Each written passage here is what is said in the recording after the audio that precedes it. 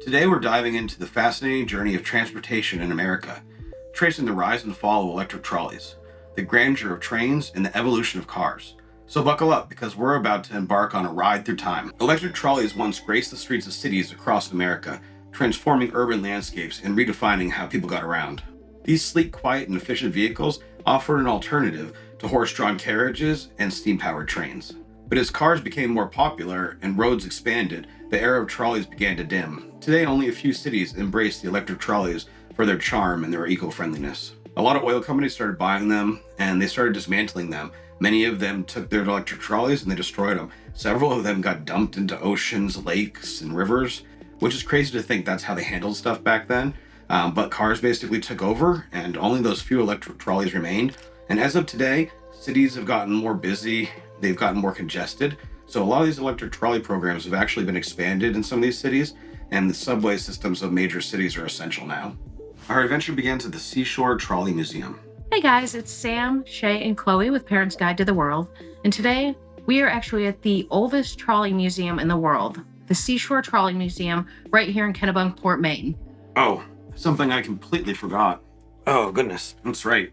The Seacoast Trolley Museum is the world's largest and also first electric trolley museum. It's amazing that right there in our backyard in Maine, we have this great little area with awesome trolleys, awesome restoration, and a track that you can actually ride. You know, not modern, current track from back in the day that you can just hop onto the train and take a ride. The Seashore Trolley Museum is a haven where the rhythmic clang of trolley bells resonate in echoes of bygone era.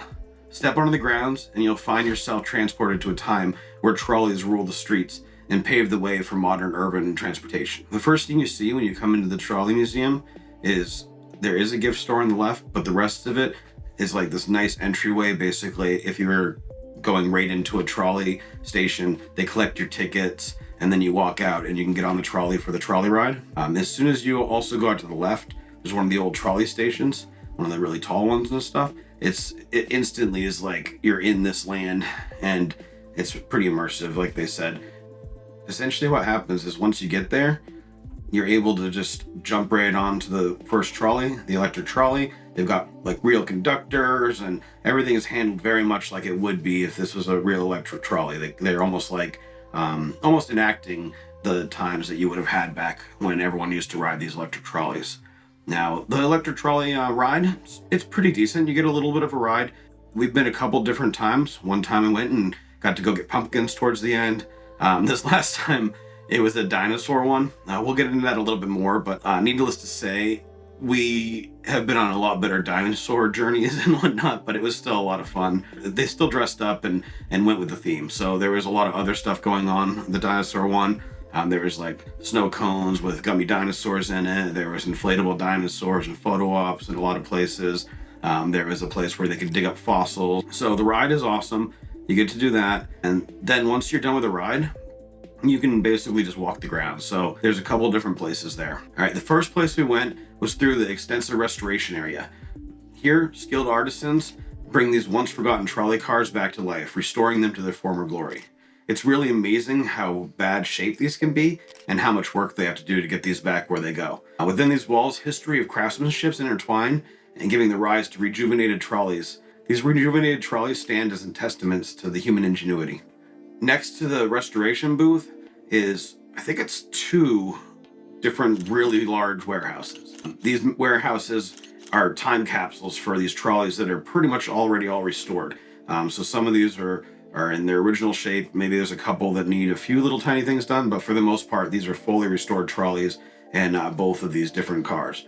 Some of them you can get on and look around and do things on. Other ones are off limits because of how delicate they are. These trolleys are all lined up and they're magnificent. There's so many different types of trolleys.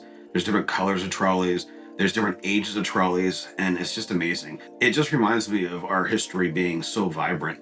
It's amazing to kind of think about that we lost that electric trolleys way back in the day, and now we're getting ready to go back to electric cars. It's kind of a weird thing to think that gasoline took over and the electric trolleys died off. So it is pretty neat where you can go there and you can see these relics that were once forgotten and admire them. Some of my favorites were the ones where the seating's outdoors, or the double coach ones. In general, I've always loved trains and trolleys. Something that, as a kid growing up in the 80s, we got to do every once in a while. Out west, we did the ones with the robberies, and then we used to do like the ones through the mountains and stuff. And so there's not a lot of train rides anymore, other than this one and maybe one other one. And they're both very short courses around here. And then there are a couple like that go up through the mountains and stuff.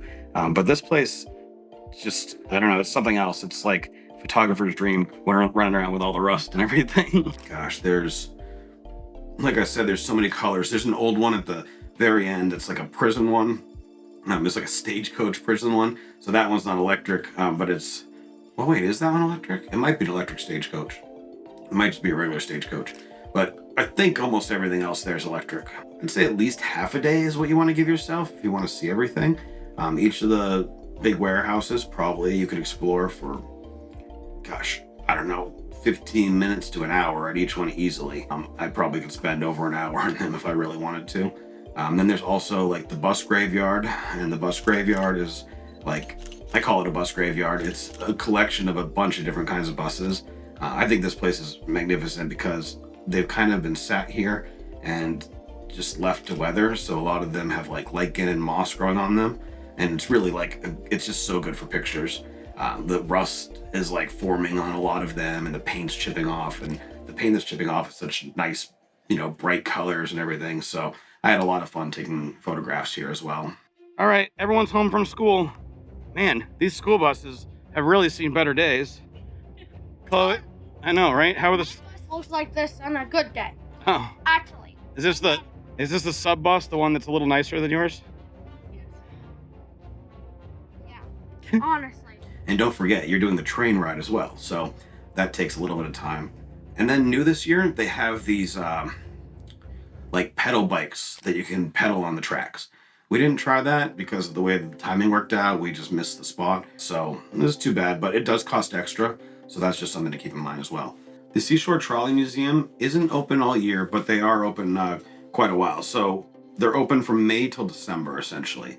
And they do have less and less dates as we get closer to December. So they're open basically from 9:30 to 4:30. May, they're open just weekends. June through October, they're open Wednesday through Sunday. And then December, the first 2 weekends, so Friday, Saturday, Sunday. They do have daily prompt departure times for the trolley, 9:45, 10:30, 11:15, 12. So they do that pretty consistently throughout the day, all the way till 3:45. And the prices really aren't bad. I'd say definitely worth it, considering what some of these big amusement parks are charging and everything. No, there's no rides other than the train, but it's definitely an experience that I think is worth it. So for adults, it's $13. That's really not bad. Now, for seniors, they get a nice little discount at $11. Kids under 2 are free. And then, let's see, other kids ages 3 to 5 or 6, and youth ages 6 to 16 or 11. So, I mean, it's pretty reasonable. That's really not too bad for the experience that we had. I think it was well worth it.